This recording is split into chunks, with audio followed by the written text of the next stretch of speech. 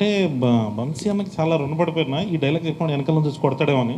But కొంచెం అన్న తీర్చేయాలండి దీంతో, ఈ సినిమాతో కలెక్షన్స్తో కొట్టాలంతే వస్తుంది.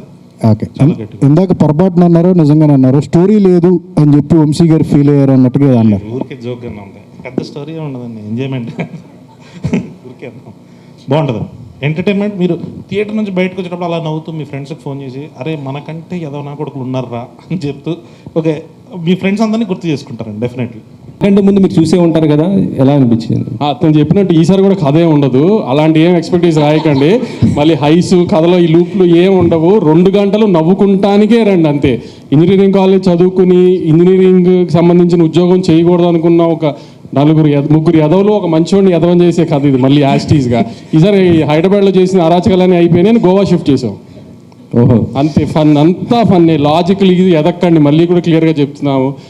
ఇదేంటి దీంట్లో ఇది మిస్ అయింది అది మిస్ అయిందని మళ్ళీ డైరెక్టర్ని ప్రొడక్షన్ హౌస్ని అంటానికి ఏం లేదు. మేమే చెప్తాం అసలు కథ లేదు, నవ్వుకుంటానికే రండి, 4 ఫ్రెండ్స్ హ్యాపీగా ఎంజాయ్ చేసి చూడటానికే రండి అంతే.